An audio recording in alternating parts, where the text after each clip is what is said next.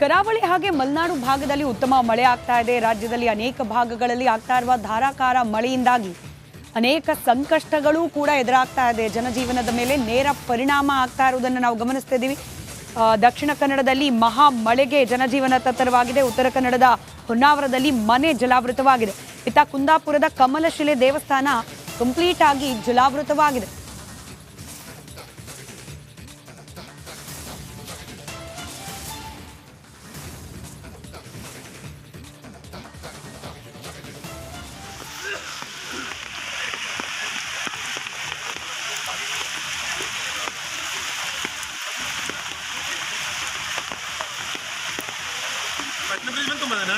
ಇಲ್ಲಿ ತುಂಬುತ್ತದೆ ಇಲ್ಲಿ ಅಂತದಲ್ಲ, ಅಲ್ಲಿ ಮೊದಲೇ ತುಂಬುತ್ತದೆ.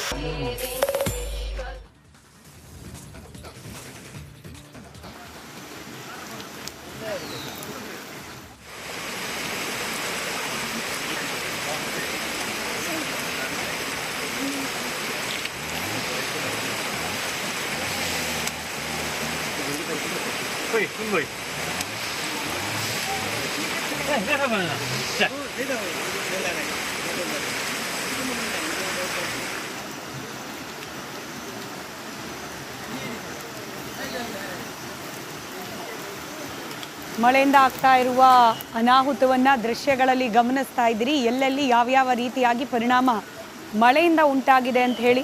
ಉಡುಪಿಯಲ್ಲಿ ಮಳೆ ಗಾಳಿಯಿಂದಾಗಿ ತೆಂಗಿನ ಮರ ಧರಾಶಾಹಿಯಾಗಿರೋದು ದೃಶ್ಯದಲ್ಲಿ, ಅದರಲ್ಲೂ ಡ್ರೋನ್ ದೃಶ್ಯದಲ್ಲಿ ನೀವು ಗಮನಿಸ್ತಾ ಇದ್ದೀರಿ. ಹೊನ್ನಾವರದಲ್ಲಿ ಮನೆ ಜಲಾವೃತವಾಗಿದೆ. ಇತ್ತ ಕುಂದಾಪುರದಲ್ಲಿ ದೇವಸ್ಥಾನ ಕಂಪ್ಲೀಟ್ ಆಗಿ ನೀರಿನಿಂದ ಆವೃತವಾಗಿದೆ. ರಸ್ತೆಗಳಲ್ಲೂ ಕೂಡ ನೀರು ನಿಂತಿರೋದ್ರಿಂದ ವಾಹನ ಸವಾರರು ಪರದಾಡುವ ಪರಿಸ್ಥಿತಿ ನಿರ್ಮಾಣವಾಗಿದೆ. ನೀವೀಗ ಗಮನಿಸ್ತಾ ಇರುವ ದೃಶ್ಯ ಉಡುಪಿಯದ್ದು.